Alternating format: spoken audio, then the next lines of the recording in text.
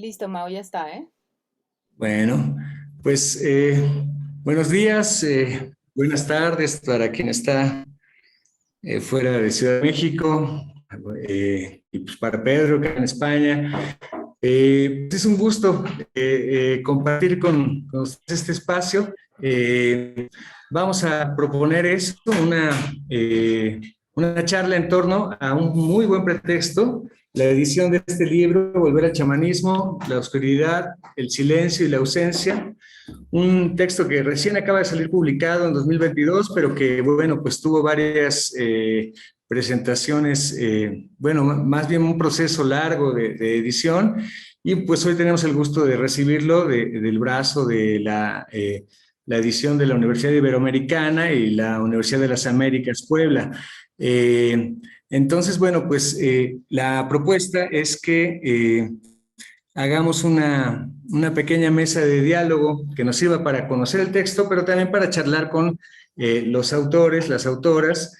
Es un texto que fue coordinado por Laura Romero, quien nos acompaña desde la República de Cholula y que pues nos viene muy bien para el trabajo que hacemos acá dentro del colectivo ORI, que es un colectivo de gente que nos dedicamos al psicoanálisis y que nos hemos sentido interpeladas por diferentes discursos, diferentes narrativas, prácticas que tienen que ver justo con pues teoría queer, los feminismos, el giro de colonial y pues curiosamente también en mucho por el trabajo de la antropología ambientalista, el trabajo de lo que algunos llaman el giro ontológico, y que pues vemos que en este texto tenemos un diálogo bastante interesante que escapa a las aplicaciones y que de alguna manera nos viene muy bien para pensar varios problemas que también tenemos como practicantes y en la forma en que hacemos investigación o presentamos escritos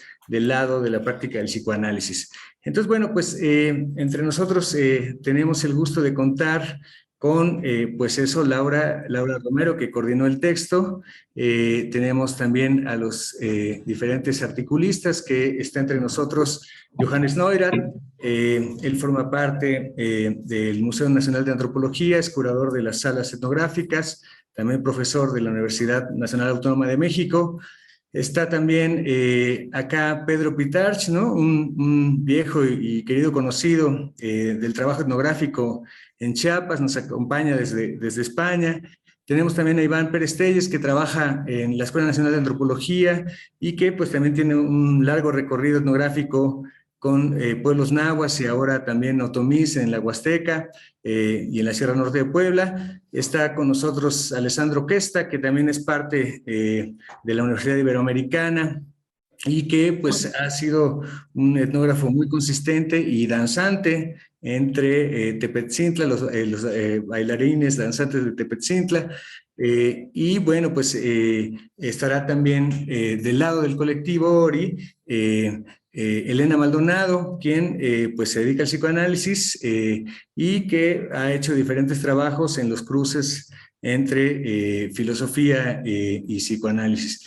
También del lado de Ori tenemos a Fernando Barrios, que pues él se dedica a diferentes prácticas en el arte y bueno, pues también es practicante de psicoanálisis. Ambos son parte de la École Canadienne de Psicoanálisis. Entonces, pues eso, tenemos una mezcla que puede ser muy sabrosa y que pues esperemos para platicar, para charlar.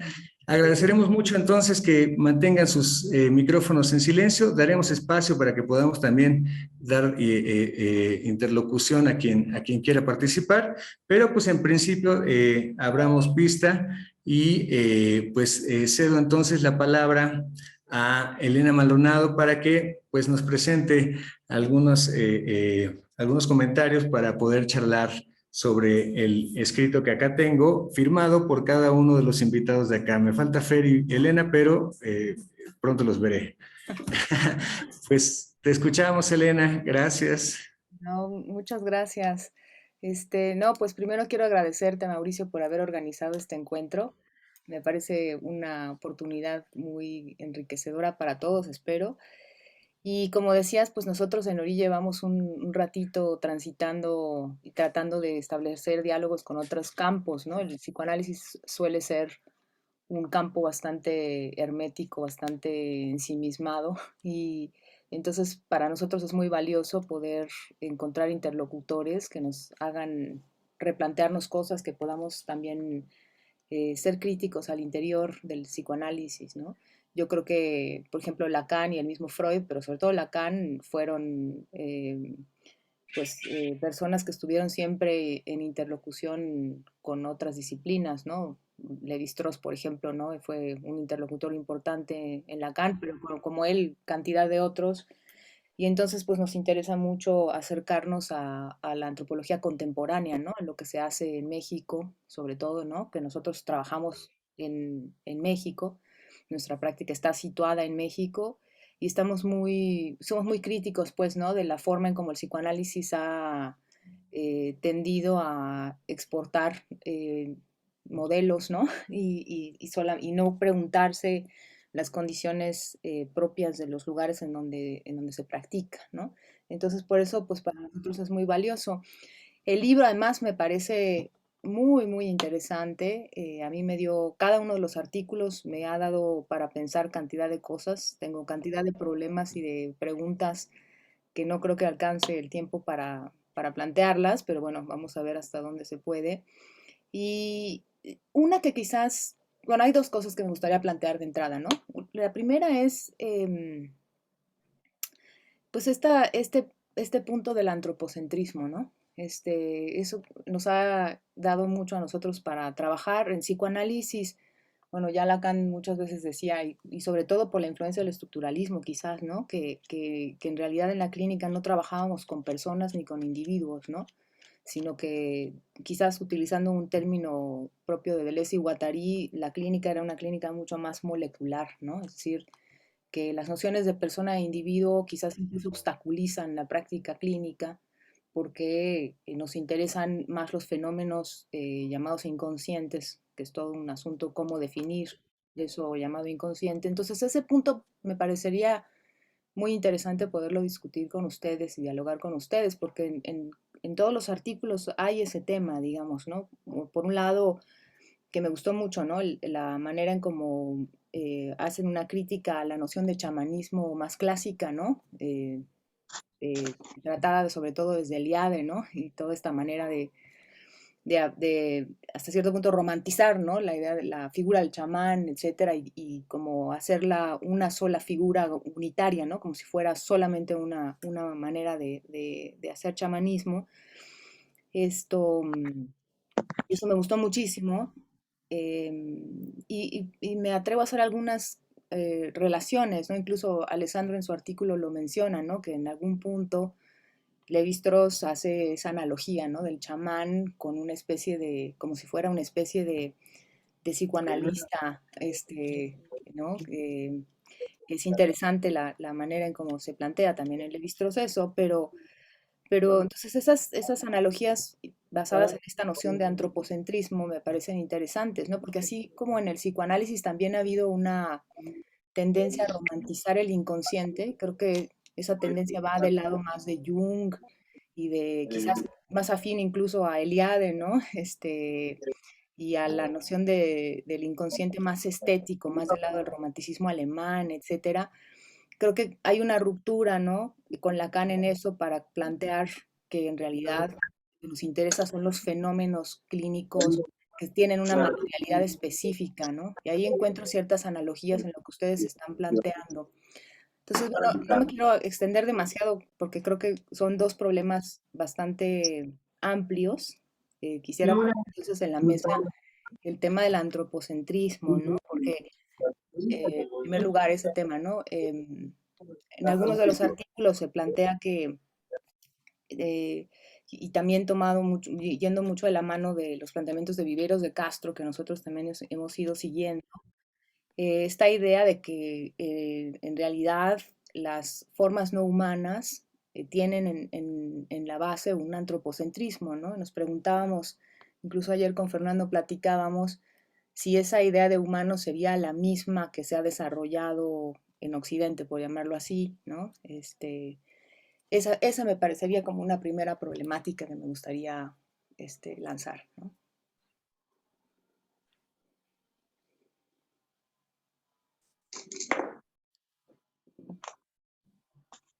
Bueno, pues no sé si alguien quiera comenzar con el diálogo, si alguno de los autores, la coordinadora. Mauricio, yo creo que todos vamos a querer contestar. Creo que vas a tener que moderar, porque no tienes idea de cómo nos ponemos. Te debimos de haber dicho esto antes de que empezara la grabación, pero esto se puede poner muy intenso. Entonces, no es nada más así de, ¿quién quiere decir algo? Porque todos queremos decir. Entonces, Venga, Mira, pues. pónganse moderadores. Johannes y Alessandro abrieron su micro, podemos empezar con ellos. Listo. Johannes, Alessandro, a la pista. Amanda, yo más bien también quisiera hacer la pregunta al revés, porque yo me pregunto ya todo el tiempo como, ¿qué piensan los psicoanalistas de esa antropología, vamos, nueva? Que es, bueno, cuestión del antropocentrismo, obviamente individuo y sociedad, y la psique, y la persona, y todo es, o sea, hay una complejización como muy interesante que hacemos en antropología, o sea, y descentrar, vamos, los temas, y toda esa crítica que hacemos a la noción de identidad y a la... yo también me pregunto qué hacen los psicoanalistas con eso, porque es como que no es un problema, vamos, para su práctica.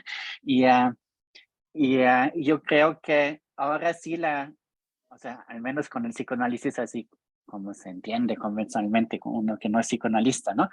Que ahora sí ya no funciona la comparación con el chamán, ¿no?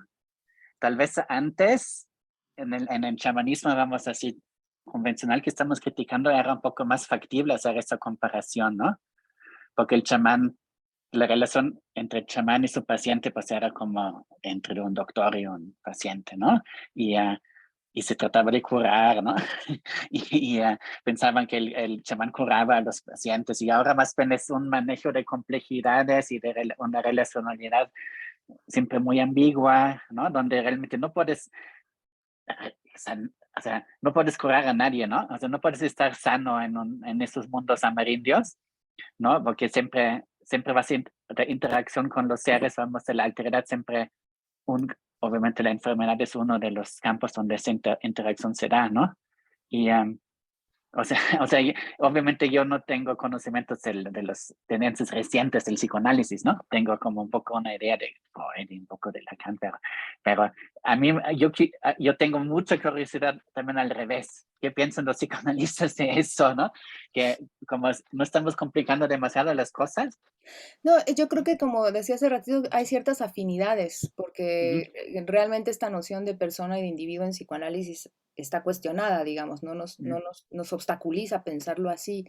Y creo que estas continuidades entonces, ¿no? Entre, digamos, lo cultural, lo social y lo llamado individual, en realidad están ahí desde siempre, ¿me explico? Entonces trabajamos con cuestiones que son muy culturales, digamos, ¿no? No son personas compartimentalizadas que están ajenas al mundo. En ese sentido, creo que hay muchas afinidades, sin embargo, como dices, sí creo que están complejizando las cosas mucho más, porque entonces, claro, lo que dices del chamán, la figura del chamán ya no es nada más la del médico, ¿no? Se tiene una serie de funciones que superan por mucho la del psicoanalista, ¿no? Sin embargo, creo que nos puede también llevar a pensar hasta qué punto también el psicoanálisis en ese sentido se ha quedado un poco como, ¿no? Digamos, como que ha avanzado hasta cierto punto, o no sé si ha avanzado, pero ha cambiado, digamos, hasta cierto punto, y por otro se ha quedado como estancado en ciertas lógicas que le impiden plantearse cosas quizás más de orden político, ¿no? No sé qué diga Fer o Mau al respecto. Bueno, primero que nada, muchas gracias también por la invitación. Es un placer estar con ustedes. El libro me atrapó, lo leí varias veces, aunque es bastante extenso, pero bueno, nada, cada vez hice subrayados distintos y anotaciones, y bueno, en fin. Y sí, justamente creo que una de las cosas que mueve este colectivo ORI es eso, es toda la problematización que el psicoanálisis viene padeciendo, en el mejor de los sentidos del padecer, al dejarse afectar de otros discursos, ¿no? Como los que mencionaba Mauri al inicio, bueno, las teorías queer, las teorías decoloniales, los feminismos, etcétera, y bueno, también estas otras, nosotros le llamamos otras espiritualidades, aunque en realidad no nos planteamos si realmente el término espiritualidad es el adecuado o no, bueno, en fin, creo que también ustedes se lo plantean. Hace un tiempo que un analista de la École Lacaniana, de la que Elena y yo somos parte, planteó la idea, en una especie de respuesta a Foucault, la idea de que el psicoanálisis, o se hizo la pregunta de si el psicoanálisis no sería una suerte de ejercicio espiritual. Claro que él ahí estaba trabajando más en relación a los ejercicios espirituales de las escuelas griegas antiguas, ¿no? Pero a partir de ahí, lo que me parece interesante de ese, es este librito acá. No sé si se ve. Jana Lush.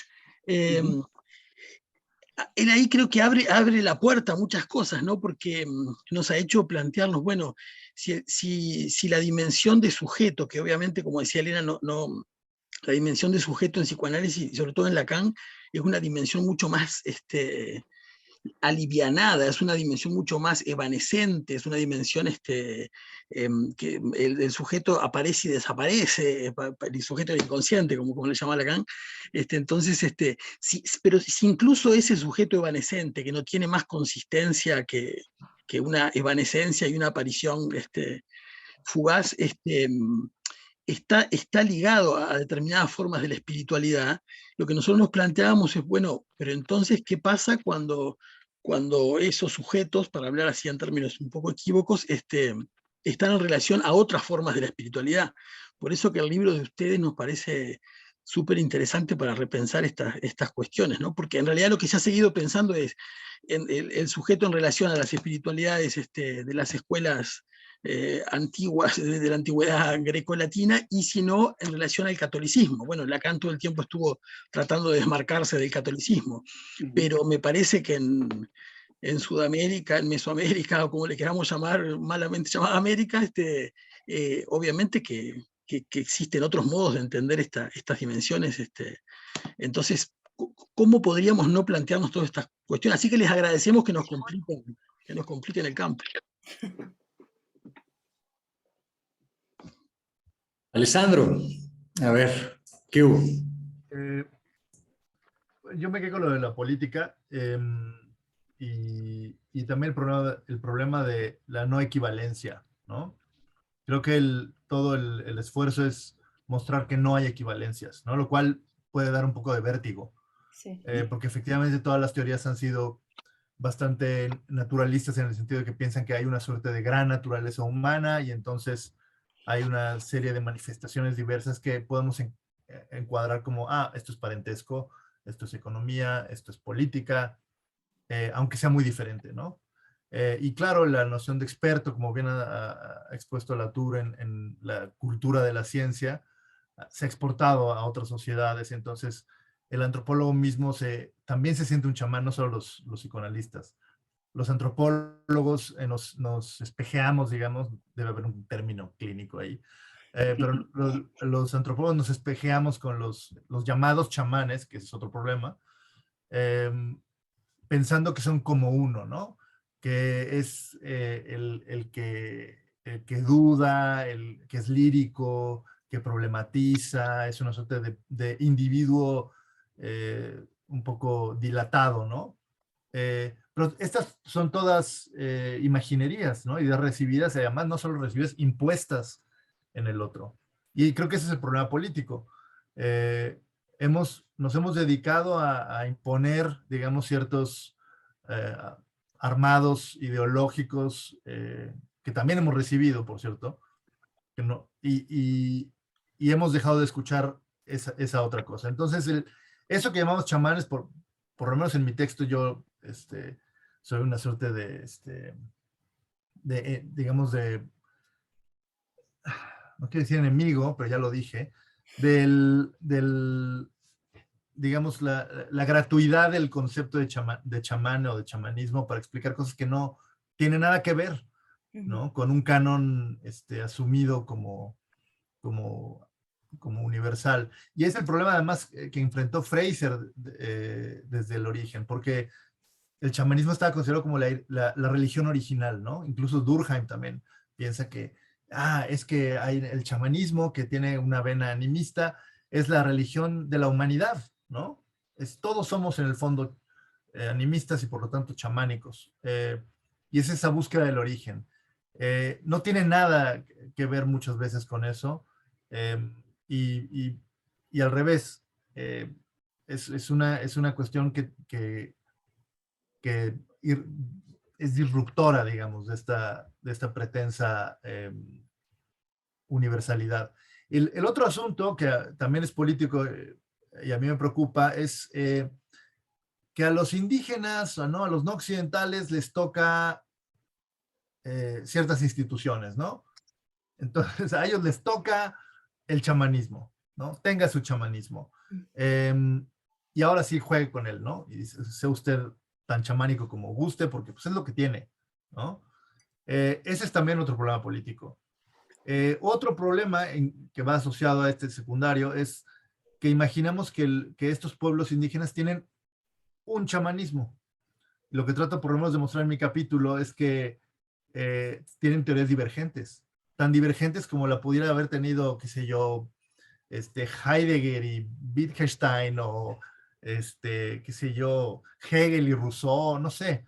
O sea, ¿por qué dos alemanes con peluca que pueden ser vecinos pueden producir tractatums opuestos y por qué no dos Masewal que viven en el mismo pueblo pueden hacer lo mismo? ¿Por qué asumimos que tienen que pensar igual y que tienen que formar una institución coherente que dé respuesta a una cosmovisión, ¿no?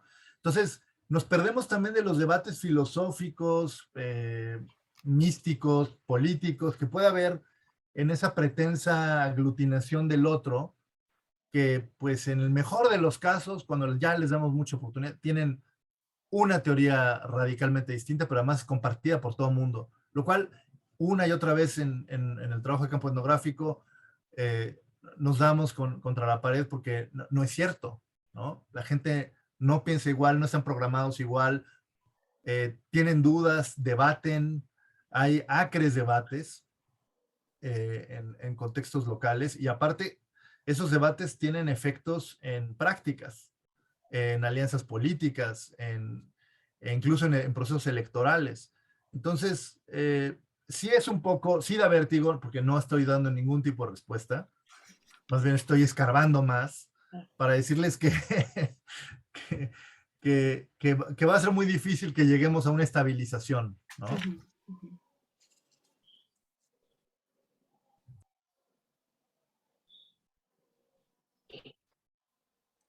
Bueno, yo me voy a dar la palabra.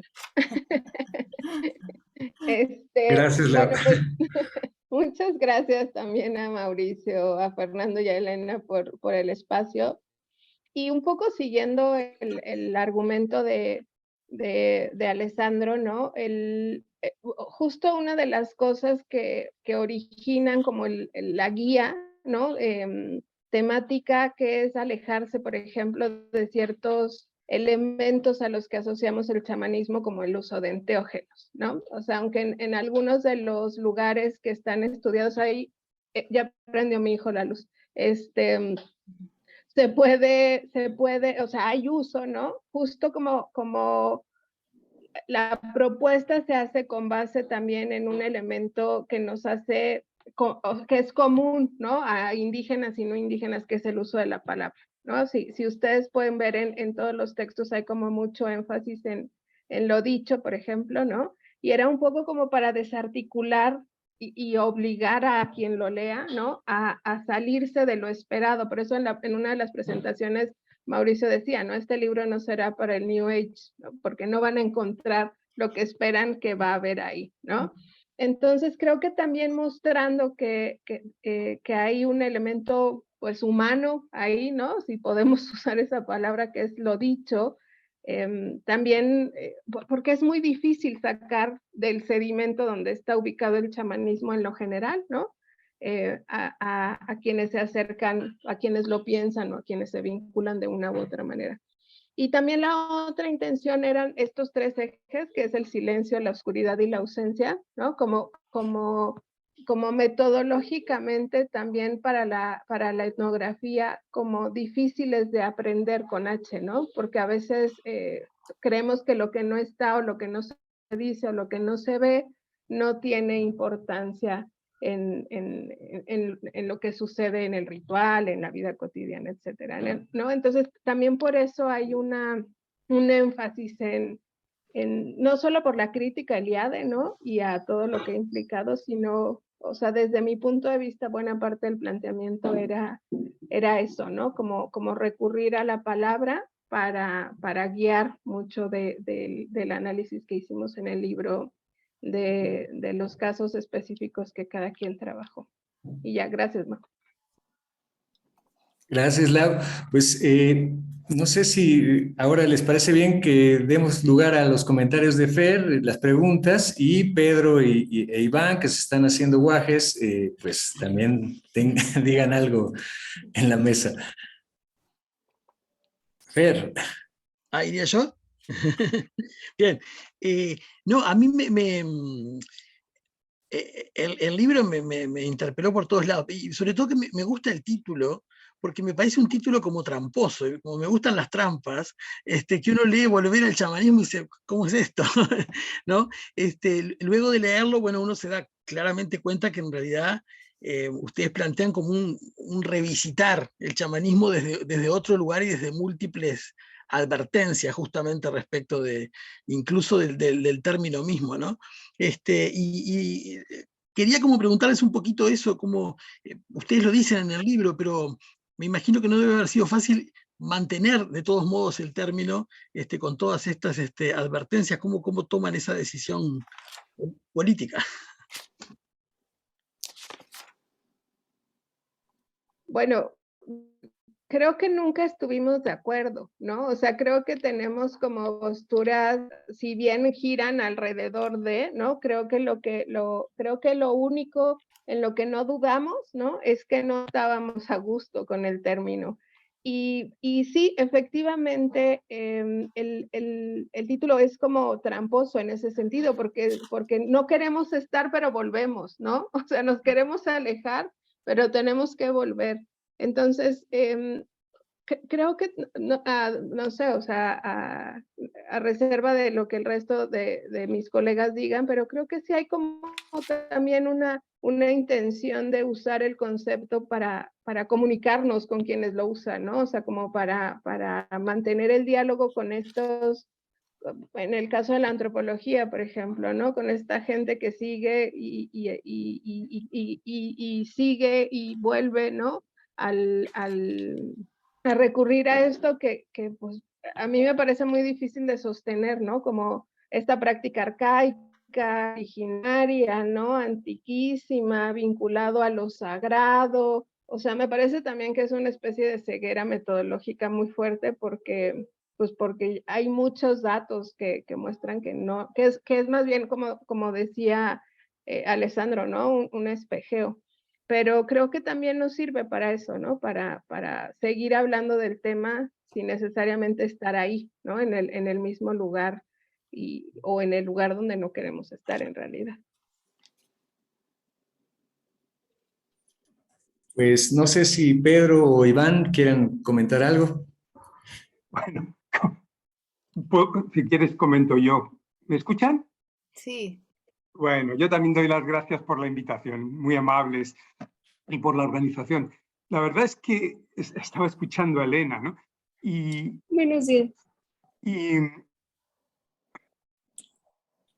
la verdad es que hablar de la relación entre psicoanálisis y psicología es como, bueno, me siento muy inocente teniendo que hablar de estas cuestiones, ¿no? Y comentando porque por muchas razones, pero además es que es un tema que no es de ahora, es un tema pues desde que apareció el psicoanálisis, desde Freud, ¿no? Es decir, siempre se ha hablado de qué dice la antropología, qué dice el psicoanálisis. Hay psicoanalistas que hacen etnografía, hay antropólogos que se psicoanalizan. Esto ha sido durante mucho tiempo muy intenso y pues todos lo sabemos, y quizás durante un tiempo desapareció un poco y no sé si está volviendo o realmente pues, está todavía ahí medio oculto, ¿no?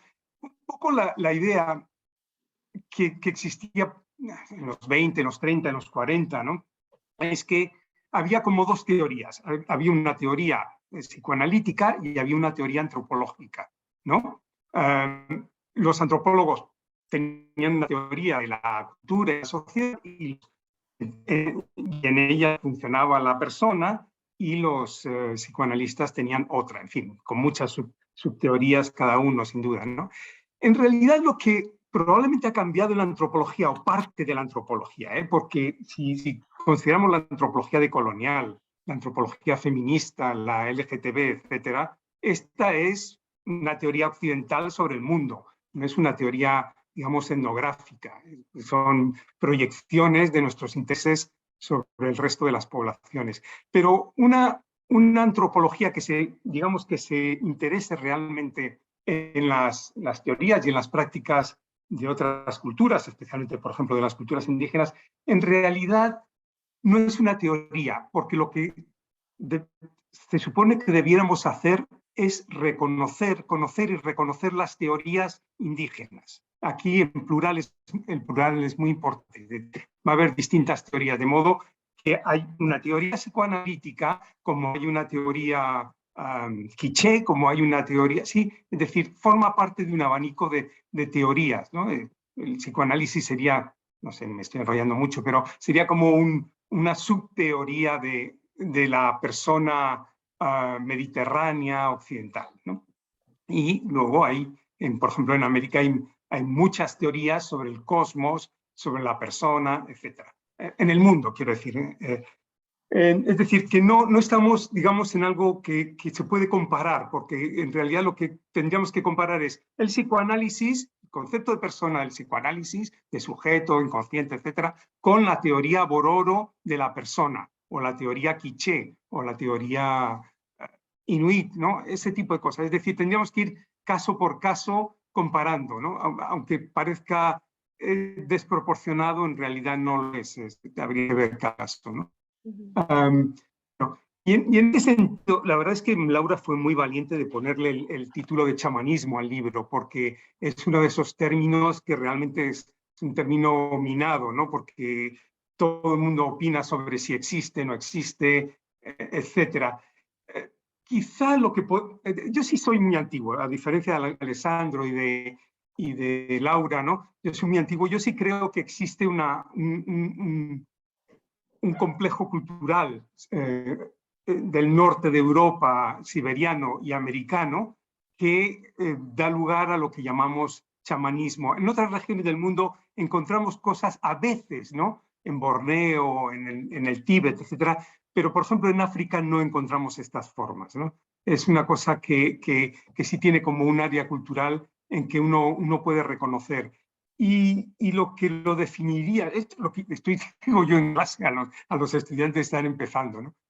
Lo que lo define es un tipo de idea de la persona que, aunque esto es una generalización muy grande, está formada por muchos tipos de personas que se separan, ¿sí? Esto no todas las teorías culturales del mundo lo aceptan. Por ejemplo, en Australia no sucede, en África no sucede, en China y en otros lugares no sucede, ¿no? En Nueva Guinea no sucede exactamente, hay algunos casos nada más. Es decir, que sí tenemos esta idea de separación de cuerpo y almas en distintos yoes, es decir, la persona, digamos, dispersada, una persona dispersa en tiempo y espacio, que a veces, pues como mencionabais, ¿no? El texto de Lévi-Strauss de la eficacia simbólica intenta, haciendo mucha fuerza, la verdad es que no, es muy famoso el texto, pero no funciona, porque él intenta buscar algo que no acaba chirría mucho, ¿no? Realmente la cooperación entre el psicoanalista y el chamán es muy forzada, incluso con la idea de reacción, este tipo de cosas, ¿no? Inversa. Bueno, Levi-Strauss hace este tipo de cosas, pero yo creo que nadie lo ha continuado muy seriamente. Lo que tendría quizá el chamanismo de diferencia con nuestras teorías europeas, estoy pensando en voz alta ahora, es que no es ni ciencia ni religión. Es decir, que cuando uno trata sobre chamanismo, se da cuenta de lo cercana que son la ciencia y la religión, digamos, más convencional, no lo que se suele llamar religión en general, ¿no? Que cuán cercanas están la ciencia y la religión, y entre ellas la propia ciencia psicoanalítica, ¿no? Es decir, cómo forman parte de la misma matriz, ¿no? El viejo mundo, y pues una matriz eurasiática, y el chamanismo, en cambio, tiene una lógica muy diferente, ¿no?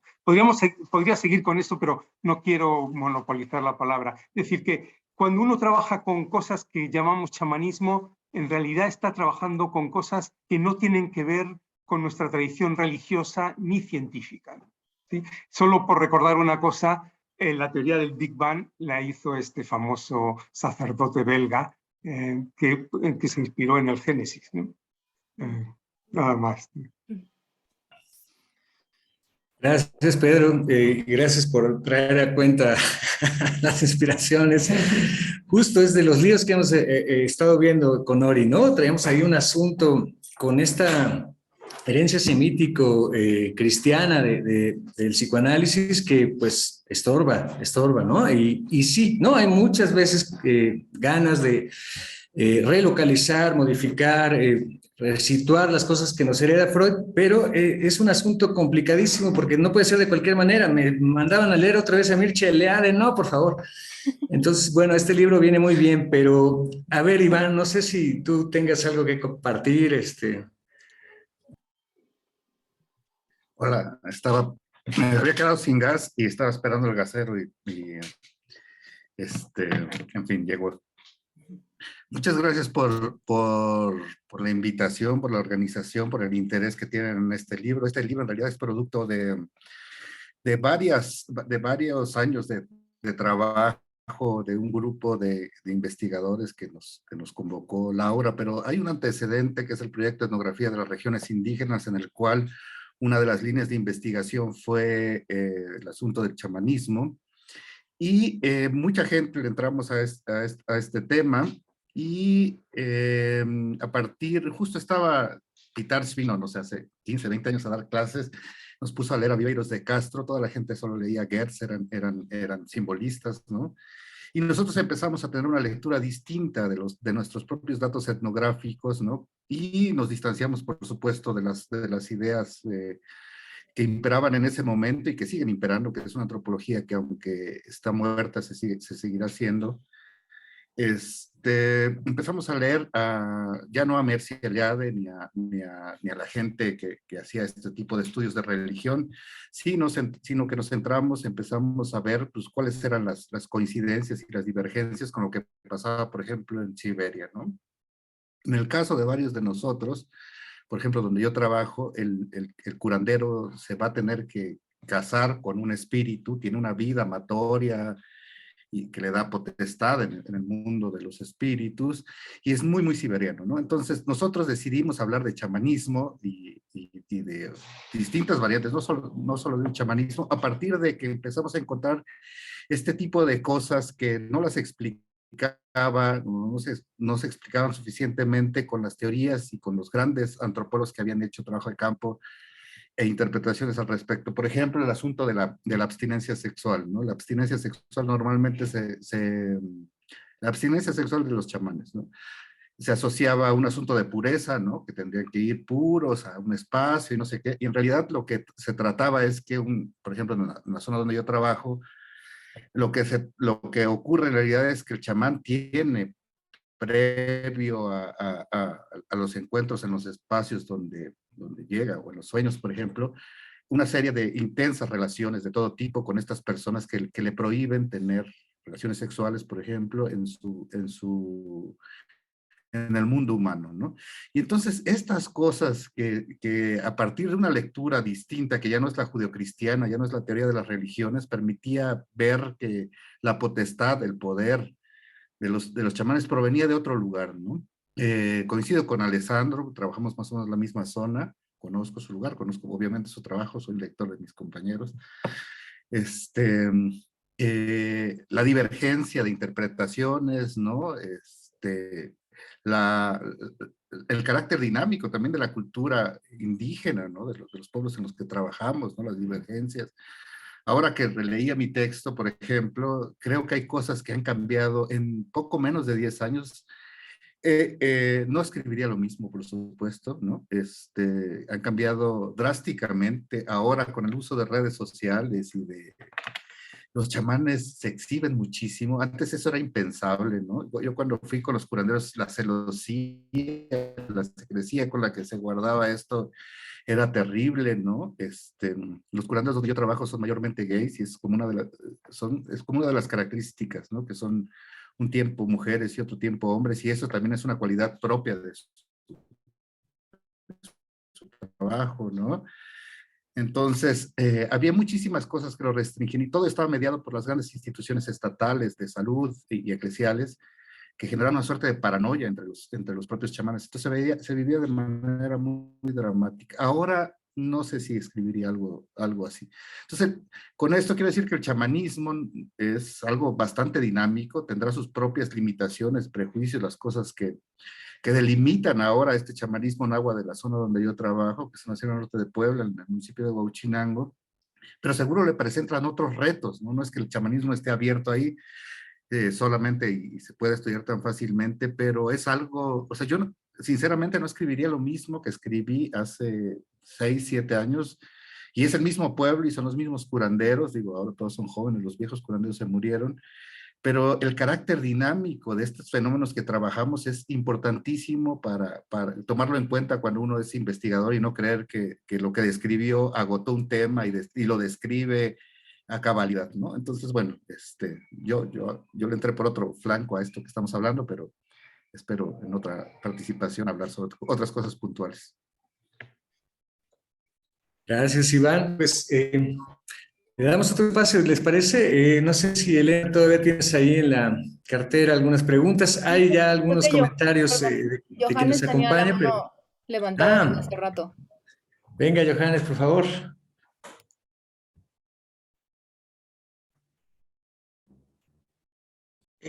Creo que está silenciado, Johannes. El micrófono. Sí, perdón. Estamos más o menos de acuerdo que el chamanismo es un término muy problemático, pero también estamos de acuerdo que no podemos simplemente desechar un término, ¿no? Porque hay problemas, vamos, y que hay que usar algunas palabras, ¿no? En antropología, porque todas las palabras en antropología se cuestionan, ¿no? O sea, no hay casi término que no se cuestione, ¿no? Por eurocentrista, por colonialista y por demasiado general y universalista, muchas cosas, ¿no? Pero o sea, también la crítica que hacen algunos a la noción de chamanismo es sumamente problemática, ¿no? O sea, también hacemos una anticrítica, ¿no? De esa crítica, porque son positivistas, así materialistas, así súper duros, ¿no? Que no existen otras ontologías y no existe un mundo, no es cierto que el chamán pueda hacer sus cosas, ¿no? Todo ese discurso también es sumamente problemático, ¿no? O sea, es igual de problemático que ese esencialismo que hay con el chamán, wow, así es el maestro, así, o sea, cómo tratan, vamos, también los chamanes en el neochamanismo, ¿no? O sea, tal vez deberíamos hablar más del neochamanismo también, porque ahí es un chamanismo, vamos, así como lo quieren ver los lectores de Eliade, ¿no? Muchas veces, ¿no? Así es un líder espiritual, así, ¿no? ¿no? Y lo tratan así como gurús, ¿no?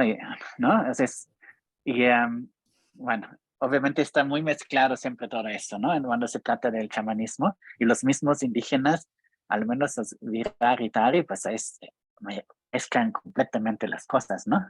O sea, el paso del neochamanismo al chamanismo es siempre muy corto, ¿no? Y a lo mejor yo debería hablar más de esto porque es todo una problemática muy, muy interesante, ¿no? ¿No? Porque también en mi opinión, es la capacidad de multiplicarse, ¿no? De que ellos pueden ser plastic shamans, ¿no? Y 5 minutos después son los super chamanes, vamos, tradicionales, ¿no? Y no hay ningún problema, ¿no? O sea, cambian de registro como cambian con muchas otras cosas, ¿no?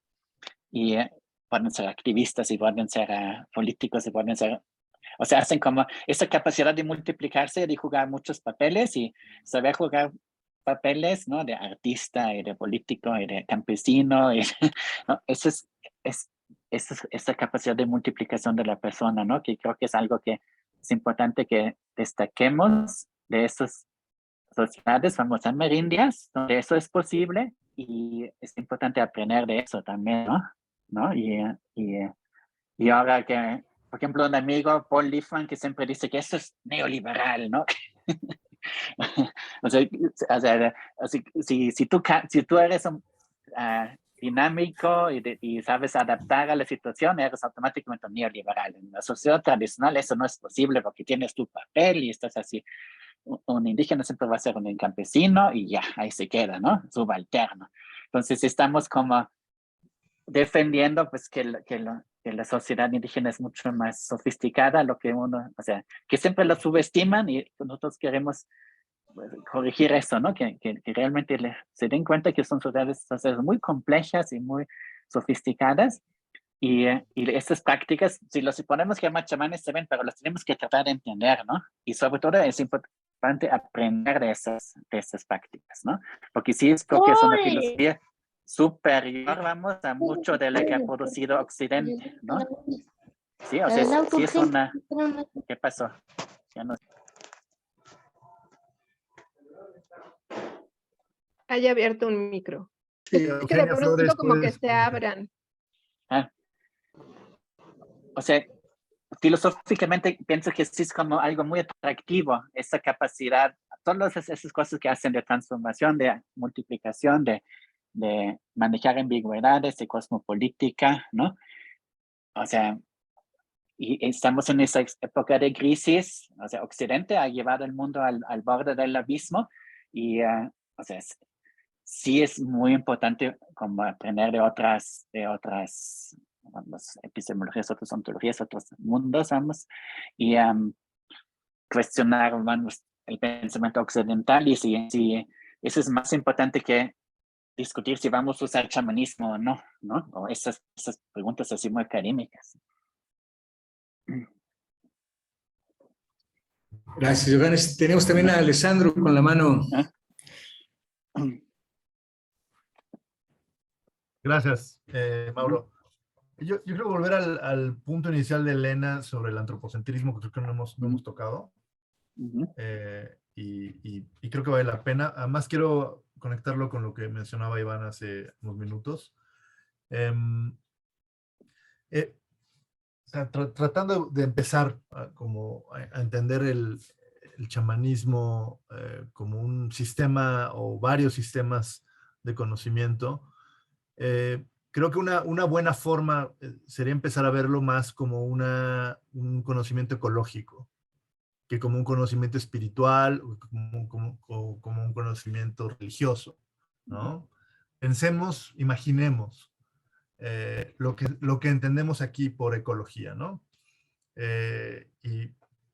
Podemos pensar en relaciones efectivamente transespecíficas, no centradas en el antropos, sino en lo humano como conectado en una suerte de redes de interdependencia, no solo de supervivencia en común, sino incluso de afectivas, ¿no? Emotivas.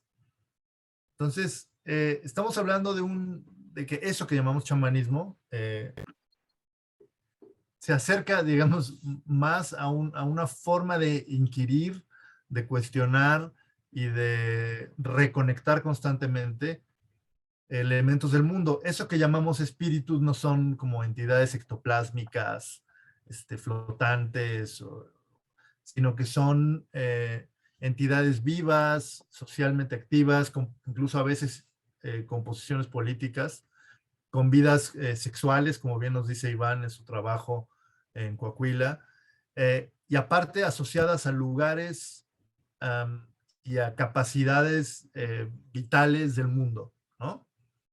Entonces, el chamanismo lo que hace es que reconoce que el maíz, que las nubes, que los manantiales, que el petróleo, que la electricidad, que incluso el plutonio, por ejemplo, tienen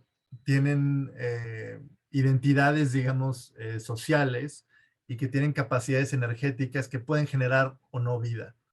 Entonces, mucho del trabajo que hacen los chamanes, incluso cuando se dedican a resolver un problema individual de una persona que tiene, por ejemplo, una afección en la espalda, ¿no? O que no puede dormir o algo así. Es que empiezan a conectar lugares, entidades no humanas, animales, ¿no? Enfermedades, por ejemplo, en animales de granja, para tratar de reconectar a esa persona enferma a una ecología. No a un orden religioso, no a una norma moral, simplemente, ¿no? Desenganchada del cuerpo y de los otros, ¿no? Y de los otros que pueden ser insectos, sino reconectarla a esta ecología, ¿no? Y encontrar en esa ecología dónde puede estar el mal. Entonces, para mí el chamanismo efectivamente no es antropocéntrico, ¿no? Es un sistema de conocimiento, incluso yo diría, he escrito un asunto que estoy por publicar, que a falta de mejor palabra he llamado antropofuga, ¿no? Como de centrípeto y centrífugo. Es una suerte de antropofuga, ¿no? Es decir, es descentrar lo humano y más bien colocarlo en un contexto marginal, para que haya un espacio central en donde existen otras formas de vida y otras formas de acción. Esto es particular, me voy a permitir darles un ejemplo etnográfico. Hay un concepto Mazehua, o náhuatl, que es Tlatiquipanolistli, ¿no? Y la traducción que ellos mismos hacen es mantenimiento, ¿no? ¿Y cuándo sucede el mantenimiento?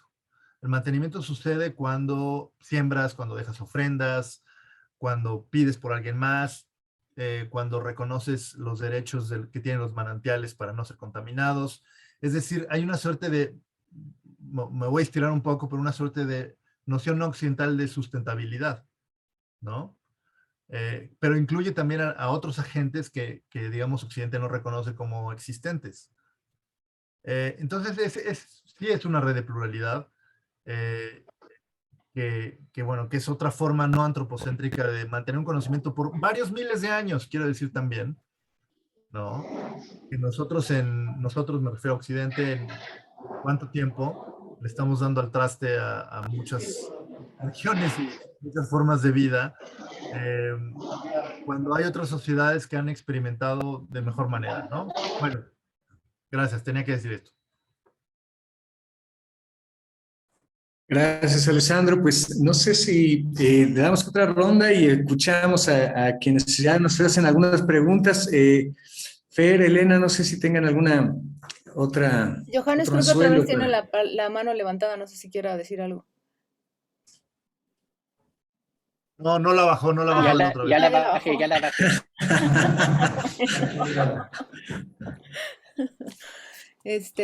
No sé, la verdad es que hablar con ustedes me produce una sensación de caos y me gusta.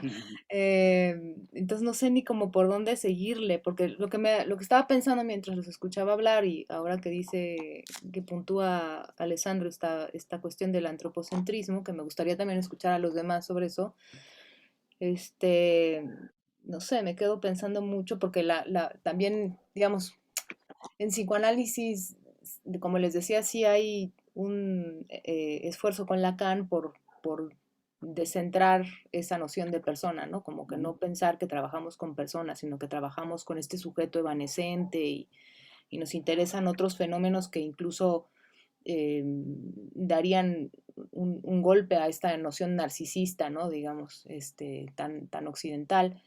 Esta noción de yo, por ejemplo, ¿no? Tan occidental, o sea, como que hay una oposición a esta idea de que hay que fortalecer lo yoico y la voluntad y todo eso, ¿no? Para nada, ¿no? Todo lo contrario. Y Entonces pensaba en lo que plantean ustedes porque nos abre como un abanico inmenso, ¿no? O sea, en el texto, por ejemplo, de Alessandro, cuando habla de las limitaciones de las palabras, ¿no? O sea, de que hay otras muchas cosas que acontecen que no son enunciadas, ¿no? Y creo que un poco también en lo que nosotros hacemos pasa eso. Ahora, para volver al antropocentrismo, me parece, sin embargo, que en el psicoanálisis, a pesar de que hay esta noción o este esfuerzo por trabajar de otra manera que no sea centrada en la persona, no deja de haber cierto antropocentrismo, ¿no?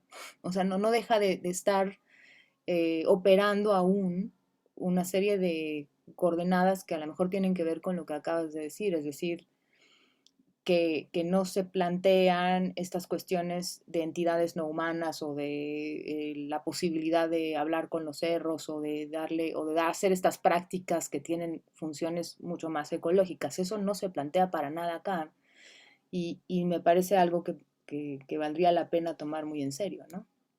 Entonces vuelvo a lanzar la idea, la pregunta del antropocentrismo simplemente porque me parece que tiene muchas aristas, ¿no? Gracias, Elena. Pues Lau, no sé si quieres compartir algo.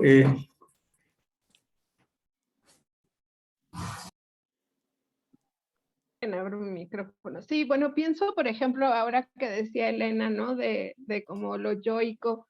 Yo he estado trabajando recientemente con mis datos sobre crianza, ¿no? Tengo ahorita como mucho interés en retomar todo ese trabajo que tenía con las parteras, sobre todo por mi propia historia, ¿no? O sea, ahora que crío a un niño entiendo mucho de los procesos, por ejemplo, de adquisición del lenguaje, ¿no? De cómo se va haciendo la idea sobre Dios, por ejemplo, ¿no? O sea, si les contara ahí la anécdota cuando le dije a mi hijo, Dios no existe, bueno, fue un caos porque entonces le quité como la cosa a Dios, ¿no? O sea, su corporidad y entonces salió peor porque bueno, le causó ahí como todo un... Entonces, como mi propia historia, ¿no? Me ha llevado a retomar todo mi trabajo de campo con las parteras y pensar mucho más, por ejemplo, que los procesos de crianza, justo lo que yo estoy viendo que hacen y que hay ya mucha literatura justamente de mujeres que se autorreconocen como feministas, comunitarias, ¿no? O indígenas, es este tema de la crianza mutua, que tiene que ver con lo que Alessandro dice del ecosistema, ¿no? O sea, para las mujeres indígenas la crianza no es un proceso unidireccional, ¿no? De una persona a otra, sino es una serie, hay una serie de intersecciones para ser persona a una cosa, ¿no? Que es más bien amorfa, salvaje, ¿no? Hay una serie de cosas ahí y justo, y eso en mucho con la literatura que habla de que el ritual más que hacer permanente el orden, lo que hace es controlar momentáneamente el caos, ¿no?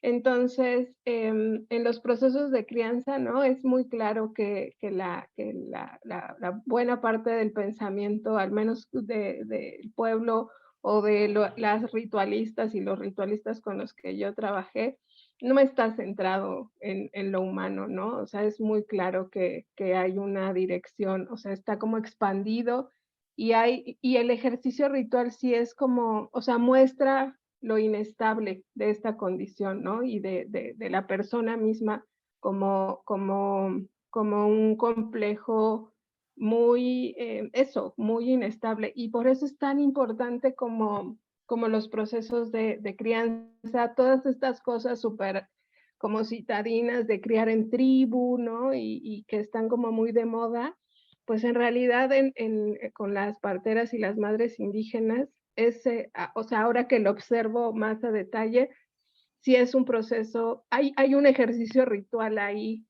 no especializado, que está todo el tiempo apuntalando esta condición humana, ¿no? Y muy a la manera, ¿no? En que el ritualista hace en casos excepcionales, o el chamán o el xtlamati. Pero la crianza es como un chamanismo así, ¿no?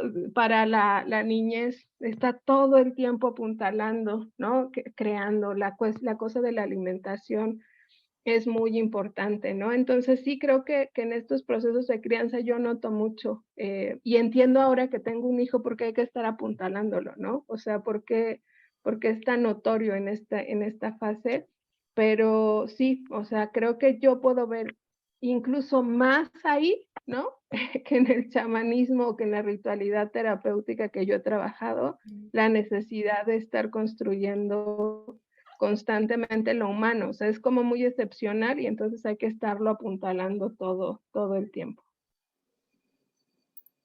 Muchas gracias, Lau. Pedro, Iván, no sé si quieran completar algo, comentar, meter otra hebra a la conversación.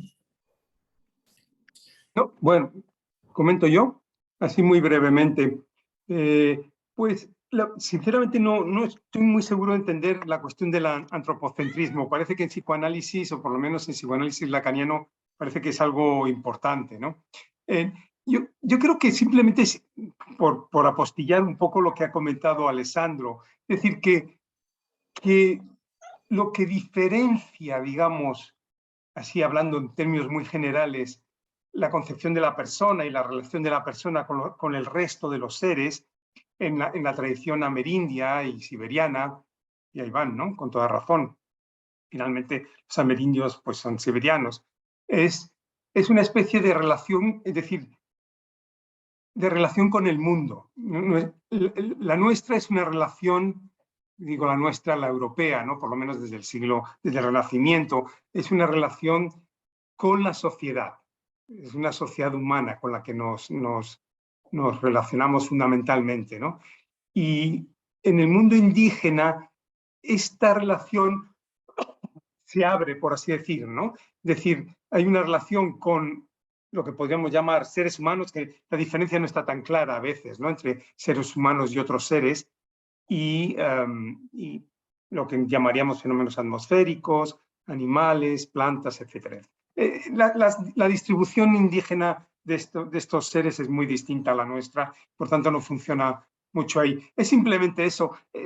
Para resumirlo, me gusta esto que escribió, no sé si se acuerdan de este libro de La conquista de América de Todorov, ¿no? La que él compara, por utilizar, digamos, un autor neutro, ¿no? Que no sea Eliade, que hemos podido leer muchos, ¿no?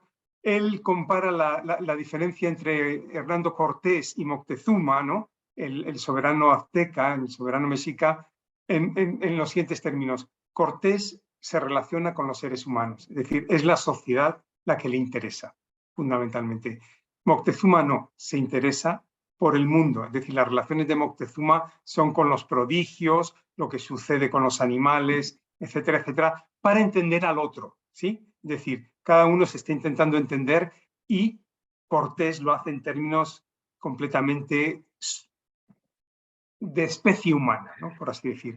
Y Moctezuma no, está intentando entender si son dioses, si son animales, qué tipo de seres son, este tipo de cuestión. Esto yo creo que un poco continuando con lo que decía tanto Alessandro como Iván, es algo que cada vez estamos como notando más en la antropología de los estudios amerindios, cómo los seres humanos se relacionan con el mundo, y más aún, los seres humanos contienen los seres del mundo. Es decir, en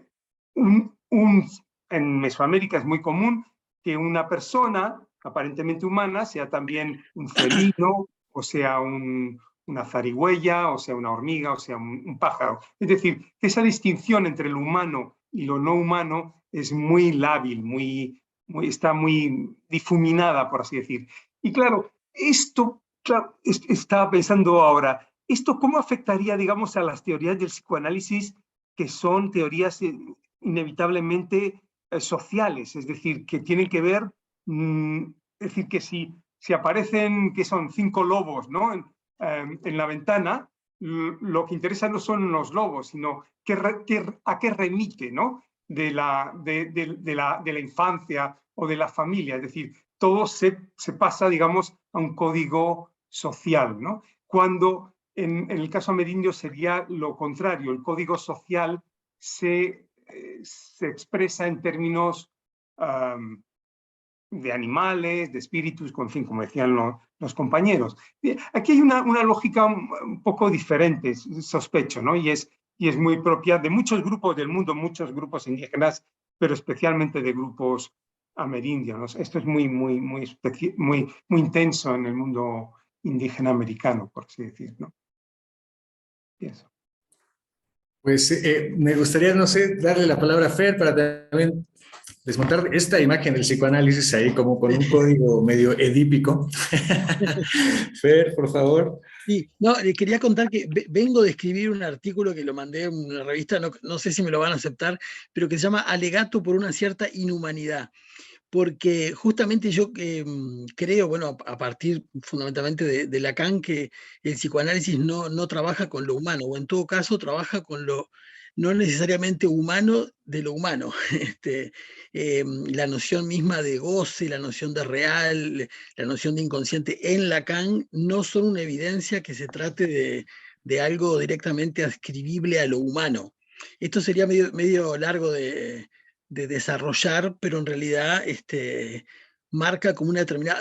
A ver, en Freud es clarísimo que sí. En Freud hay incluso una antropología y un cierto humanismo que muchas veces es palpable, pero me parece que Lacan dio un paso grande en eso y que a nosotros nos corresponde como seguir corriendo ese horizonte, ¿no? hacia otras cuestiones que en la práctica misma yo no diría que tienen que ver con lo humano, ¿no? Lo que pasa es que hay también una cosa de divulgación del psicoanálisis y de la imagen social que hay del psicoanálisis, que está más ligada a esta cuestión de lo edípico, de lo familiar, de la infancia, pero todo eso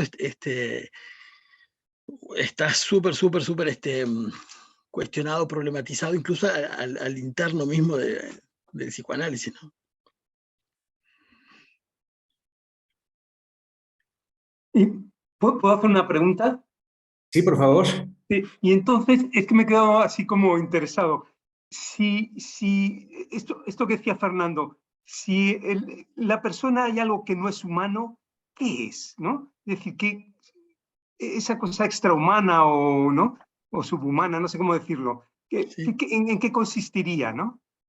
Bueno, yo creo que, no sé, no sabría decirlo, porque me parece que es algo que justamente que excede incluso al lenguaje, o sea, la noción de real en Lacan como uno de los registros que excede al campo del simbólico, es decir, que hace agujero, que agujerea y que es lo que finalmente produce fenómenos o produce efectos inconscientes, ¿no? Pero entonces, ¿por qué sería evidente que ese real sería humano, ¿no? Ahora, ¿qué es? Bueno, no sé si es posible definirlo por su propio carácter como excedente respecto del lenguaje, ¿no? Por ejemplo, en un momento Lacan dice una cosa de su perra, ¿no? Lacan tenía una perra que se llamaba Justine, le había puesto Justine por Sade, ¿no? Entonces Lacan dice, mi perra habla, de eso no cabe duda, dice, mi perra habla, solo que ella no está toda en el lenguaje. Pero lo que pasa es que ahí el pez muere por la boca muere, porque ¿quién está todo en el lenguaje? Nadie está todo en el lenguaje. Justamente Lacan mismo es quien plantea que hay algo que excede la dimensión misma del lenguaje y del simbólico y del imaginario, que es ese campo del real, que es el que inaugura Lacan para tener una noción de lo inconsciente, que a mí me parece que ahí se despega bastante de una cierta noción más humana. Pero bueno, es una cosa que recién estoy empezando a problematizar, ¿no? No sé Sí. si...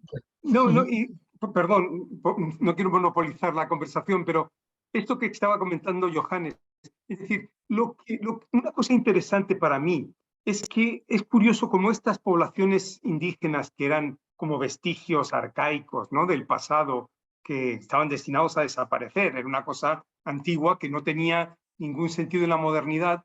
Es decir, cómo las teorías indígenas de repente empiezan a confluir en cierto modo con las formas más, no sé, perdón por la palabra, más vanguardistas de las ideas llamémoslas occidentales, ¿no? Es decir, cómo las teorías sobre el cambio de sexo, la procreación, no sé, cosas así, sobre devenir animal, este tipo de cosas. Es decir, es una cosa curiosa y en este sentido sí, por ejemplo, un libro como el que ha coordinado Laura, ¿no? Es decir, este y otros muchos y otros trabajos etnográficos sí empiezan como y cosas de arte también, ¿no?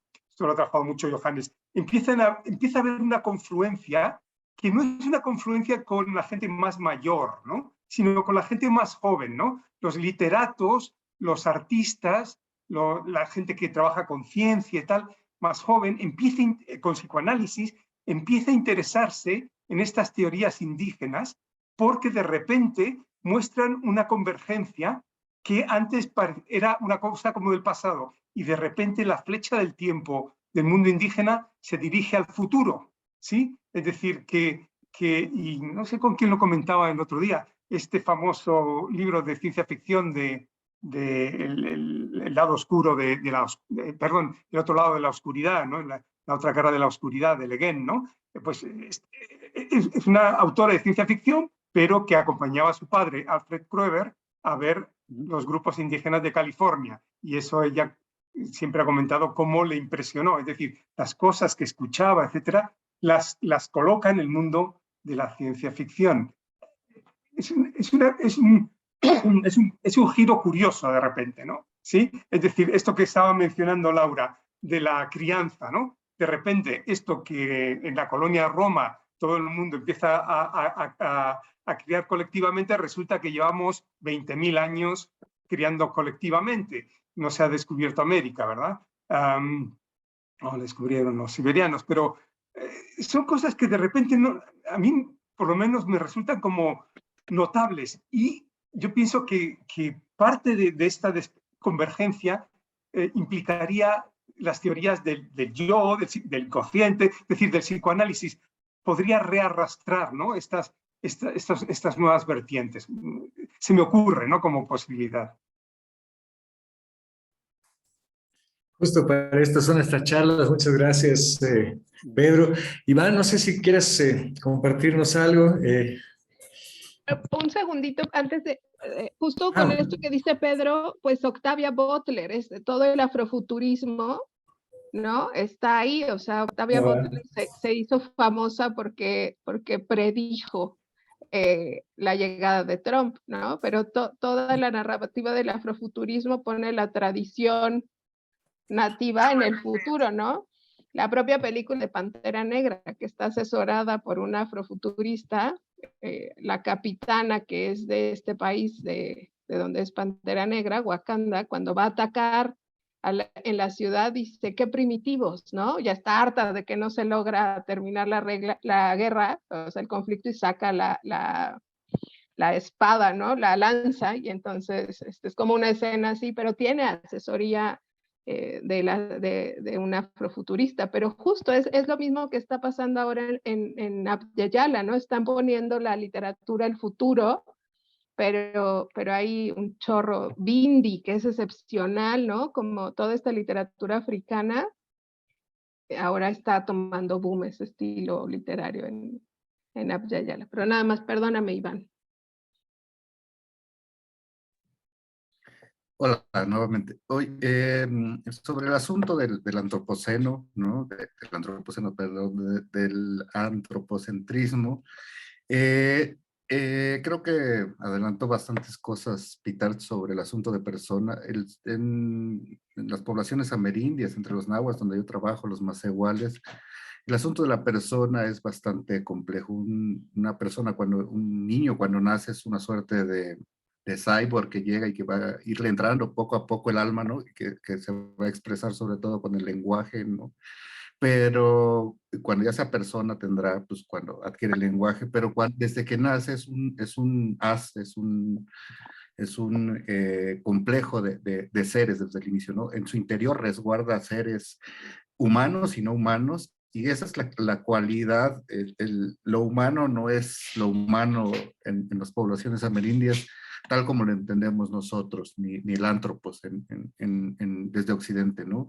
Una persona humana tiene en su interior, alberga en tu interior, y es como la cualidad esencial, digamos, que tenga un alma, que las almas normalmente son de un mundo otro, ¿no? Son de un mundo, y además son tienen distintas cualidades. Es un alma que se expresa en el lenguaje, ¿no? Pero hay otras de las cuales no se tiene mucha idea sobre ellas, ni incluso la persona misma desconoce su alter ego y la vida, la enfermedad, como decía hace rato Alessandro y también Johannes, o sea, la intersección, que se expresa de mejor modo esta relación es en la enfermedad, en el conflicto, ¿no? En el caos, en la desestabilidad. Muchas personas están enfermas y no saben por qué, y resulta que sus animales compañeros están cautivos y hay que entonces hablar con un curandero porque haga este diagnóstico, ¿no? Pero nosotros no tenemos voluntad ni claridad sobre esos aspectos del mundo, que en el mundo indígena afectan, te pueden causar la muerte, ¿no? Pero nosotros no somos muy conscientes ni nos damos cuenta de estos mundos. Entonces, la relación entre el individuo, si es que existe algo como individuo, ¿no? También es muy problemático hablar de individuos, dado que una persona es más de dos cosas, ¿no? En otros lugares se habla de individuos, ¿no? Pensar que todo está centrado en la persona es también bastante problemático, porque la relación que guarda los humanos, incluso en su propio fuero interno, pues alberga, les decía, pues muchos fragmentos, muchos seres que no son humanos y no son de este mundo. Entonces, el individuo, la persona, y que esté centrado en eso, no sé si se sostiene a cabalidad en estos mundos amerindios, ¿no? Gracias, Iván. Pues bueno, estamos ya acercándonos al cierre. Hemos propuesto 1 hora y media en la presentación. Recuerden, algo que se esforzó mucho el proyecto editorial es que queda libre el libro, ¿no? Lau, a ver si ahorita nos platicas, porque pues eso, está para que se consulte, se trabaje. Y bueno, para no monopolizar justo la mesa, había unas preguntas, comentarios, les suplicamos sean breves para que pues demos chance a que se pueda contestar. Por ahí estaba el maestro Francisco y había una pregunta en torno a si el psicoanálisis puede ser una especie de antropología. Ay, caramba, ¿ya ven? No estaba tan errado el Mauricio, pero tampoco, ¿eh? No sé si el maestro Francisco quiera compartirnos su pregunta o también tenemos a Jesús Moreno que está con nosotros. Yo llevo media hora aquí, bro. ¿Yo puedo preguntar? Sí, y bueno, dura 1 hora y media el evento. No te preocupes. Lo que pasa es que está muy interesante, ¿no? A mí igual que Laura, igual cuando tuve acceso a la antropología, porque fue a partir de la filosofía, ¿no? Recuerdo que decía el doctor Pedro Enrique García, que era con quienes leíamos a la fenomenología y estábamos estudiando la idea del sujeto, decía, es que a partir de Lévi-Strauss toda la filosofía va a dialogar con él, ¿no? Posteriormente, recuerdo que quienes nos introduce el psicoanálisis en la Facultad de Filosofía y Letras es el doctor Néstor Brownstein, ¿no? Que precisamente decía que el psicoanálisis tiene que dejar de ser un poco menos clínico y regresar un poco a ser más humanista, más filosófico, tener este diálogo, ¿no? Ahora, una de las cosas fundamentales de Lévi-Strauss, me parece, y retomo de acá, es esta idea de la relación del ente con la cosa para crear el mundo. La experiencia con el mundo, sobre todo esto es fundamental, me parece, porque a partir de esta experiencia con el mundo, que no es de una forma consciente, porque aquí voy a la idea del sonido, que es una cosa muy, muy básica, hay ondas del sonido que no somos capaces de percibir conscientemente, sin embargo influyen en nuestra idea del mundo, y creo que el arte experimenta mucho con esto, en cuanto a los colores, en cuanto a las formas, ¿no? Todo el tiempo tratar de salirnos de nuestra percepción normal y tratar de ver aquello que está más allá de nosotros. Ahora, en cuanto al psicoanálisis, y me parece que aquí es fundamental, es porque las culturas sueñan a partir de esa experiencia con el mundo, que está conformada a partir de todas esas cosas que no somos conscientes, pero que en el sueño, de alguna forma, quieren tener un orden, ¿no? Y me parece que ahí es donde el chamanismo lleva años luz a la ciencia occidental, porque si nosotros retomamos, por ejemplo, desde Mesoamérica, yo pongo el ejemplo del texto de Roberto Martínez, que aquí le dicen nahualismo, ¿no? Retomando un poco la discusión de Aguirre Beltrán y de todo este tipo de gente, ¿no? Y bueno, el nahualismo aquí en Mesoamérica va a ser a partir de, digamos, el sueño va a ser a partir de la experiencia que se tiene con el mundo, y la terapéutica ya va a tener en cuenta esta experiencia con el mundo que se da en el sueño y el orden que se da ahí. Creo que ahí es fundamental, ¿no? Todo lo que va a estar ahí, porque el orden que se va a encontrar en los sueños va a ser a partir de la cosmovisión que lo emite. Ahora, aquí sí la diferencia fundamental entre la ciencia occidental y lo que va a ser el nahualismo, o digamos, la cosmovisión mesoamericana, son las relaciones de causalidad, es decir, el nahualismo parte de una realidad holística, mientras la ciencia occidental parte de otro tipo de realidad. Bueno, ahora voy al texto de Roberto Martínez para ver cómo podemos avanzar hasta cierto punto, porque si nos damos cuenta lo que hizo Eliade a la hora de tratar de decir lo que era chamanismo, fue comparar distintas experiencias y a partir de ahí sacar las constantes en áreas muy grandes, ¿no?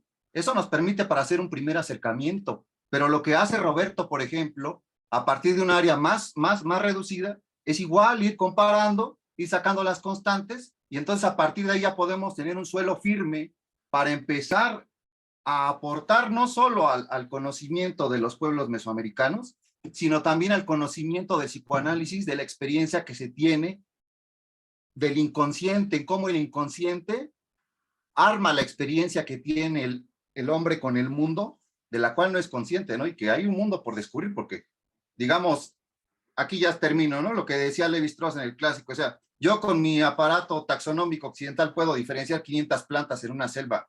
Pregúntale a un Ilol, él te va a diferenciar 10,000. Y eso es lo que yo alcanzo medio a entender, ¿no? Entonces, a ese nivel estamos todavía de comprensión de la lógica de lo concreto que decía. Bueno, y muy interesante, ¿no? Yo soy lector de ustedes, ¿no? A mí me fascina, yo quiero tener este libro en mis manos para poder hacer mi crítica más formal, ¿no? Y muchas gracias por el espacio. Gracias, José, muchas gracias.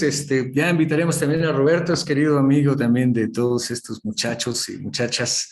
Y bueno, su texto también anda por ahí circulando en la UNAM. Jesús Moreno, por favor, bienvenido. Y ahorita damos alguna respuesta. Gracias. Gracias, Mauricio. Pues nada, me quedé pensando en la pregunta que plantea Elena desde el inicio y lo que planteaba Alessandro. Y lo pienso a propósito de algunos casos en los que estamos trabajando, particularmente un proceso de repatriación de cuerpos que estamos haciendo, que hicimos más bien de una comunidad guatemalteca, en donde las familias que acudían eran acompañadas por personas que no solo hacían la función de traductores, no eran y sí eran chamanes, porque hacían la labor de traductores, de acompañantes, pero ellos en este proceso te retrataban que mientras que la embajada guatemalteca intentaba agrupar a todas las familias y tratarlas a todas de la misma manera en un término, digamos, como administrativo, estos acompañantes lo que hacían era diferenciar y distinguir la composición de cada familia. Y esto que decía Alessandro me parece muy interesante, como una visión más ecológica, en donde te planteaban las necesidades, las particularidades, no obstante que venían de la misma comunidad, había una relación distinta de cada familia con su comunidad, con su medio, la relación que guardaban con el familiar que había fallecido. Entonces, en este proceso y en este recorrido, llegaban a lo que plantea Alessandro como este planteamiento ecológico, pero al final me quedo con la sensación de que volvían, había como un retorno a una visión antropocéntrica finalmente. Entonces, no sé si es esto que planteaba Elena de si está esa discusión, porque no obstante la participación clave y particular de los chamanes o de los acompañantes en este proceso de acompañamiento, de que les teníamos que entregar los cuerpos, el proceso, el ritual que implicaba, cómo ellos se ayudaban, pero finalmente terminábamos en ese punto en donde era a través de esta figura que era particularizar y fijar la relación individual de cada familia con la persona que había fallecido. Entonces, no he leído el libro, me llamó la atención en el título sobre las ausencias, el papel que juegan de establecer una relación, un diálogo, esta invocación que hacen a todo el medio, a todos los nahuales. Incluso hay un proceso donde ellos invocan a los nahuales para que los espíritus de esas familias, de esas personas muertas, retornen en forma de aves, de plantas y se reintegren a la comunidad. Y fue un proceso muy interesante el que se hizo. Entonces, me quedo ahí entre la pregunta original de Elena y la relación que guarda a partir del concepto que plantea Alessandro. Pero me pareció interesante poderlo comentar con ustedes. Gracias. Gracias, Jesús. Pues yo propongo que demos una ronda, ¿no? Sobre esto, digo, estas ausencias presentes creo que tienen un montón de cosas que decir y bueno, sobre la intervención de José en torno al nahualismo y el lugar que tiene también en varios de los artículos, por cierto. Pues iniciamos, si quieren, ahora podemos cambiar un poquito el orden. No sé si Alessandro quiere iniciar con la charla, con las respuestas.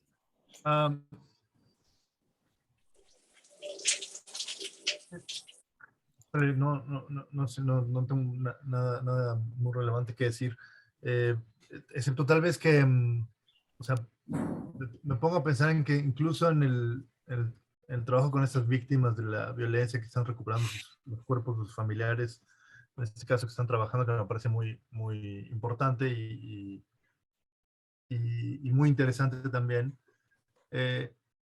A mí como antropólogo lo que me gustaría es acompañar a estas familias a sus pueblos y ver cómo tratan la ausencia de un cuerpo y cómo resuelven la ausencia de ese cuerpo de alguna forma y cómo tal vez hay especialistas o recursos tradicionales locales que les pueden ayudar a solventar esto. Digo, inevitable pensar en los famosos Ochtlimikeme de los Mazewal, ¿no? Que son los muertos que se mueren en el camino, que son los muertos más perniciosos, ¿no? Son los que generan muchas enfermedades, son peligrosísimos. Porque digamos, en el mundo ideal de los Mazewal, la gente debe de morir en el pueblo y regresar a la montaña, sin ningún tipo de metáfora. O sea, su cuerpo, su carne, regresa a la montaña para regenerar de alguna otra forma algún tipo de vida, ¿no? Y cuando la gente muere en el camino es una suerte de concepto de gente que no muere ahí o que no sabe siquiera si está muerta, que no hay cuerpo, es decir, que no hay reintegración local, de nuevo a la idea de ecosistema, ¿no? La muerte misma es ecosistémica, es ecológica, y hay una ruptura ecológica cuando la gente muere lejos, ¿no? Y cuando no se recupera un cuerpo. Entonces, el que está afectado no solo es el pariente o la sociedad o una cuestión así, sino es el territorio, ¿no? Hay un déficit, una suerte de entropía ahí ecológica que ellos señalan muy bien, en el caso de los Mazewal específicamente, como algo que hay que resolver ceremonialmente y entonces hay que reemplazar esos cuerpos de alguna forma, por lo cual se entierran, por ejemplo, cruces de madera, ¿no? Como para también decirle a la tierra, sabemos que hay una deuda, pero vamos pagando, ¿no? Vamos cerrando este asunto porque no sabemos dónde está el cuerpo, ¿no? Eso me hizo pensar tu proyecto, más allá de que no me parece que están, o sea, no identifico mucho el asunto de los acompañantes como chamanes porque traducen, eso no creo que sea muy relevante. O sea, me gusta más la mirada de qué pasa con esos cuerpos y con ese déficit ecológico, tal vez. Johannes tiene la Alessandro. mano levantada, Mauricio, hace ratito. Johannes, venga. Como que no me has contestado la pregunta si el psicoanálisis es una antropología, y iba a contestar que lamentablemente ya no sabemos qué es la antropología, ¿no? Pero yo creo que no importa, ¿no? Porque el psicoanálisis tampoco sabe qué es la psique, ¿no? El alma. Sí sabe, ya lo sabe, ¿no? No, ¿verdad? pero vamos, pero yo creo que estoy de acuerdo con lo que planteó Alessandro, que el chamanismo es un fenómeno de la biosfera o del holobionte, ¿no? No de los anthropos, ¿no? Es un fenómeno que es como el mundo donde conviven como muchas especies y muchos pueblos y muchos seres, ¿no? Y fenómenos en la naturaleza que no consideramos seres muchas veces, ¿no? Y como la lluvia, ¿no? Y el viento y las estrellas fugaces, ¿no? Pero, bueno, como no estoy tan de acuerdo con lo que planteó Pedro, porque pienso que como la paradoja es eso, que sí las relaciones entre todos esos seres son relaciones sociales, relaciones políticas. Entonces ahí, o sea, creo que es una paradoja muy interesante, ¿no? Por una parte es un movimiento, vamos, contra el antropocentrismo, pero resulta que las relaciones entre todos esos seres terminan siendo relaciones sociales, ¿no? Y entonces, digo, complejos y todo, pero son relaciones sociales, no son, o sea, no hay relaciones simbólicas y relaciones económicas, no, o sea, son como, y ahí, o sea, yo creo que la relacionalidad es realmente la propuesta, vamos, importante en eso, ¿no? Que se piensa a partir de relaciones y no a partir de las diferentes cosas y seres, ¿no? Que se relacionan, ¿no? Sino se piensa, o sea, se aprende a aprender a partir de las relaciones, ¿no? En estos estudios que bueno, podemos llamar teoría etnográfica, ¿no? Porque como ya no aceptamos que son los etnógrafos que recopilamos información o los antropólogos que hacen como las teorías universalistas, ¿no? Eso ya no se acepta, ¿no? Sino el mismo etnógrafo con la gente, o sea, con la gente, vamos, que estudia, elabora no solamente, o sea, recopila obviamente información, pero también hacen inmediatamente los mismos análisis a partir de lo que la gente que plantea, que, o sea, en mi caso los Viraritari, en el caso de Alessandro los Masewax, en el caso de así, etcétera, ¿no? O sea, se trata de interpretar al mismo tiempo que recopilar información y hacer etnografía. Entonces, la palabra antropología sobra ya, ¿no? O sea, no sé si lo podemos llamar no post-antropología, sino pre-antropología, ¿no? O sea, es sí, de repente van a sacar un libro, volver a la antropología, porque van a decir que es una categoría tan cuestionada, pero yo creo que sí es muy importante cuestionar el nombre de nuestra disciplina, ¿no? O sea, sí, ni modo, ¿no? Ya. Gracias, Johannes, gracias. Esto de la teoría local me parece que es re interesante para el psicoanálisis, ¿no? Porque eso, pues nosotros pensamos con el caso a caso y lo difícil es eso, cómo intentar una elaboración que no quede solo constreñida a eso y además con la implicación de que pues intervenimos, ¿no? Pero por los efectos que eso tiene. Pero bueno, no quiero yo tomar la palabra, mejor me gustaría escuchar, dejamos al lado, ¿no? Para que cierre un poco un comentario sobre el libro, ¿no? De que nos preguntan y no sé si Iván quiera decir algo.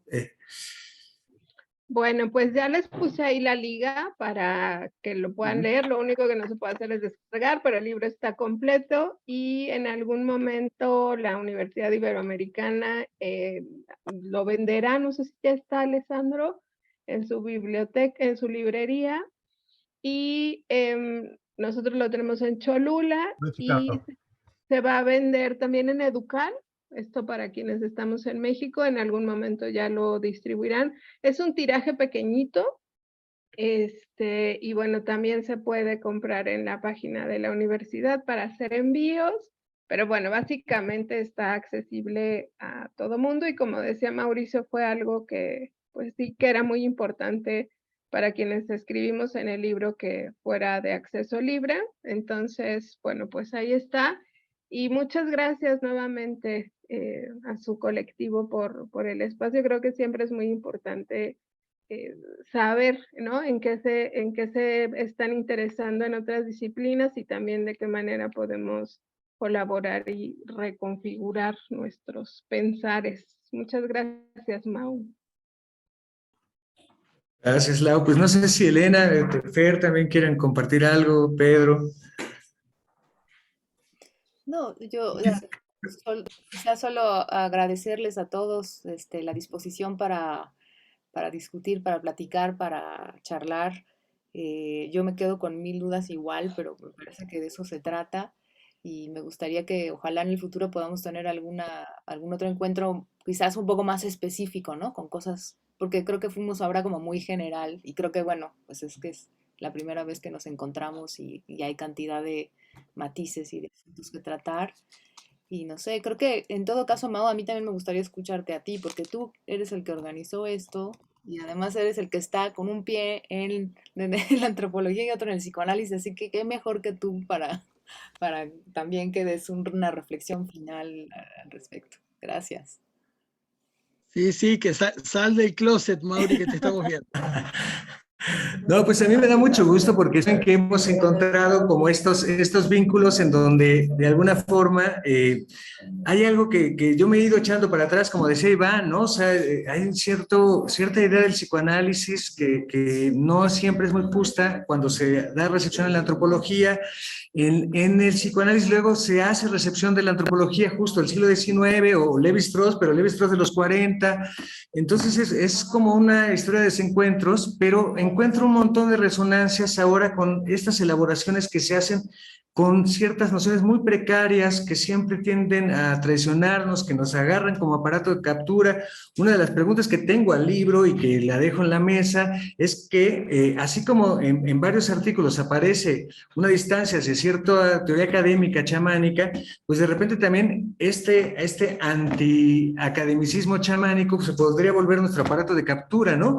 ¿Cómo hacer para que estos textos tampoco se nos vuelvan ahora las formas no académicas de hacer teoría etnográfica o algo así, ¿no? Cómo seguir dejando abierta la puerta para que nos sigan interpelando nuestros interlocutores y que como practicantes nuestros conceptos queden tan suavecitos que puedan ser desmontados cada vez que sea requerido y en cada caso, pero bueno, ahí son preguntas que espero podamos seguir encontrándonos y charlando, que nos ayuden a seguir pensando.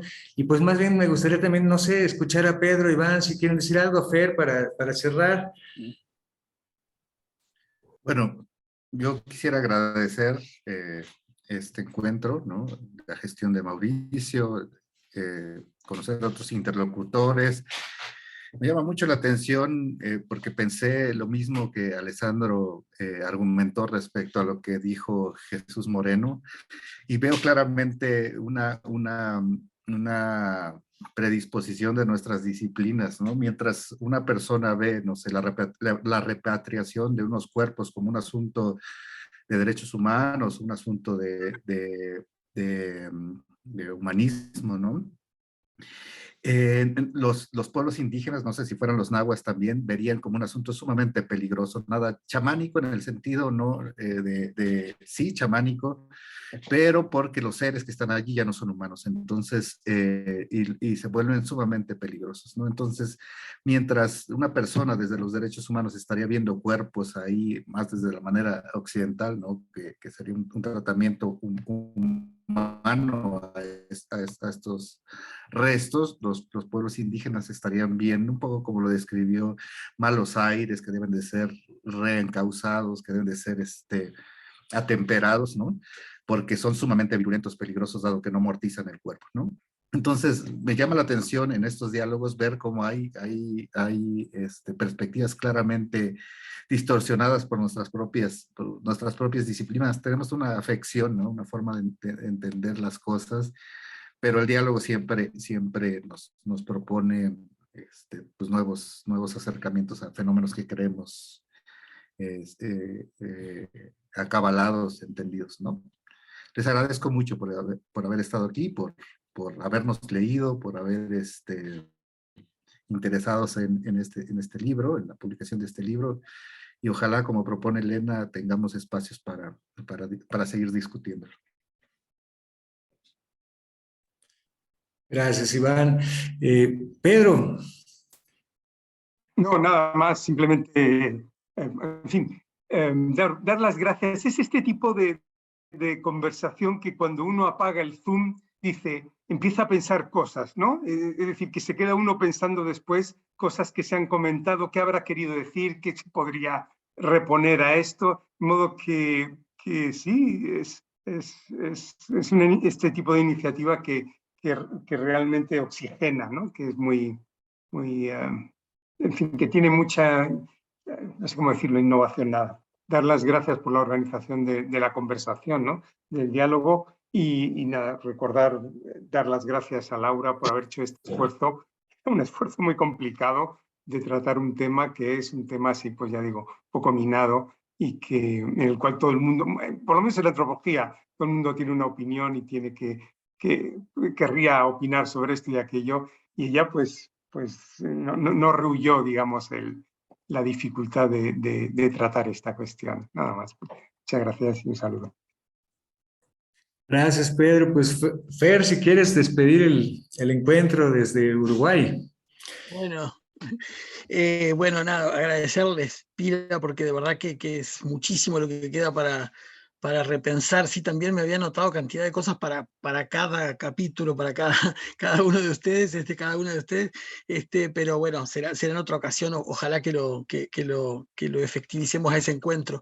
Pero una de las cosas así que me pareció más valiosa del libro es como este efecto como de hacerle perder esa unidad imaginaria que la palabra chamanismo parece como portar, que muchos significantes tienen eso como que generan como la ilusión de una unidad, y me había notado una cantidad de términos que ustedes utilizan, como diversidad, contradicción, incertidumbre, especulación, posibilidades simultáneas, invención, rivalidades interpretativas, tecnología dinámica, especulación.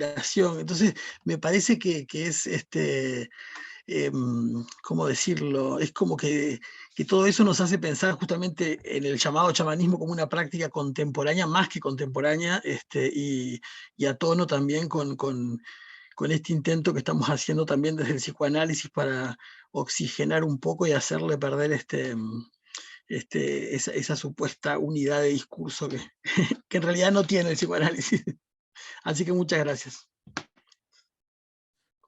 Bueno, pues muchas gracias, quedan cosas pendientes, entonces ya iremos viendo cómo ir juntando pretextos para reencontrarnos y pues agradecerle a quienes nos acompañaron, a quienes desde varios lugares están con nosotros. Yo estoy acá en el Colegio de Psicoanálisis Lacaniano con unos queridos amigos de un seminario de investigación del doctorado, entonces pues esto vaya que se está multiplicando y pues sin duda da para seguir charlando, así que les mando un abrazo grande donde quiera que estén y pues espero que este sea uno de los muchos pretextos para seguir charlando y compartiendo y aprendiendo de ustedes. Abrazo grande, librazo y libre para quien lo quiera trabajar, leer, aprender y pues incluso vuelvo a invitar ahora a los militantes del New Age a que se den un aire también de oxigenación con etnografía. Les mando un abrazo a donde quiera que estén. Gracias por todo. Saludos. Gracias. Gracias. Abrazos.